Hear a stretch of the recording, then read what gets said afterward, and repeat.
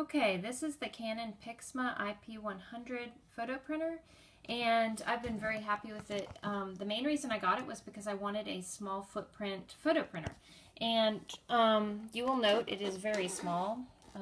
It's, pretty narrow. Again, I mean, all the way around. It's just sort of like a large or a rectangular box, I suppose. You have a power cord on this side that you will see, and then on the other side there is a USB port, which you will then plug into the computer. It's simply as easy as this. Okay, you open up the lid. Okay, this is your lid. This is also your paper feeder, and you can pull that up. This accommodates the taller papers, like the 8x10 photo papers, or even paper that's 8.5 by 11. Okay, the power button's here. You turn this on. There's a feed button here if you need to feed something through. I'm going to show you what the ink cartridges look like. It takes a minute to turn on the first time, but then after it's turned on, it's pretty fast. Okay, let's see. If we lift the lid, sorry, it's still warming up. Okay, let's lift the lid.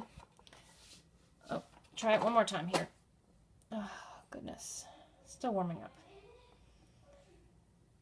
Okay. Open up. There we go. Okay. These ink cartridges have sensors on them. You'll note this is actually the original Canon, cartridge. This is a generic cartridge, which I have found to work just as well. This is a 4 ink cartridge, color cartridge, and you'll note it's a very small cartridge. You are giving up the large reservoir that you would have in a normal printer for the sake of the size of this printer. So this doesn't print a huge amount of items before you have to replace the cartridge, but it's not too bad. I would say maybe 50 pictures or thereabouts, 4x6 pictures, thereabouts. Okay, this one, I've noticed, I haven't used this in quite a while, and I noticed that the colors were sort of fading, but I think it's as much from sitting in there as being old. But I'm going to replace it. I have another one right here. Okay, so once again, you just, turn it the right way, stick it in, push it down until it snaps. I have to pull this off. There we go. And you're ready to print. So I'm going to take my photo paper, and today I'm using a 4x6 Staples brand Photo Plus. It's just their generic photo paper, but it still turns out a nice quality picture. Okay, there is a thing here that you can push over to show the width of the paper that you're going to be using. For me, I'm going to put it in at 4x6, so move it just a touch. One more. There we go. And down here, you want to make sure there's a knob down here. You can't really see it. You sort of sense it with your fingers, but you move it over for envelopes, or you move it this way for paper, like for photos, that kind of thing. So you want to make sure it's switched over to the right before you start printing. If not, it will make sure that it tells you that. But okay, now the printer is ready to go. So I have a picture that's already set up, and I'm going to show you how this works.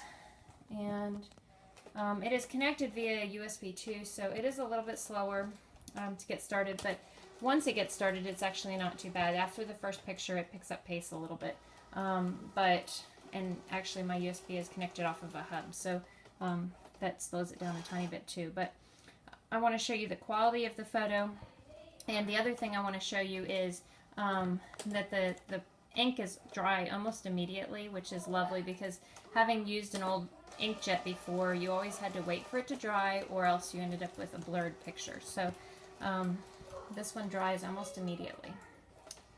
Okay. And hopefully my video won't cut out before this is finished.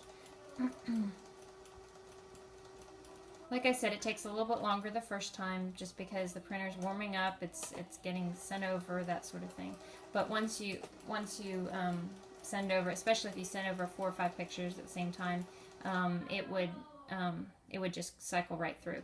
Now, it is an individual feed, manual feed, so you need to put your paper in there. I you might get, I think you actually might be able to get away with a couple of sheets, but it's not very many at the same time. As you'll see, this knob right here doesn't allow for too many. So anyway, okay, it should be printing in just a second.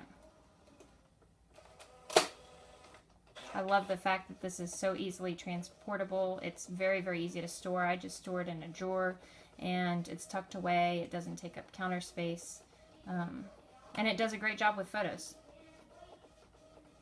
And I wanted to be able to do 8x10. That was the biggest drawback, because a lot of photo printers out there do 4x6s, but they don't do 8x10s. And this one is one of the few that does 8x10s, and it came highly recommended, and I've been very happy with it. Okay. Yes, the quality on the picture, the color on this one is much better than the last one. After replacing the ink tank, I should say. Okay. As you will see, it doesn't take that long to print once it gets started.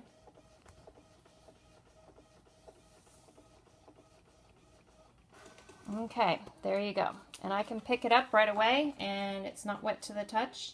And you will see that the quality is exceptional for just a plain old home printer. You really wouldn't recognize the difference between this or a Walgreens, that sort of thing. So anyway, that is the Canon PIXMA iP100, and the cartridges are easily obtainable online. I use the generic; it works just fine. I highly recommend this printer.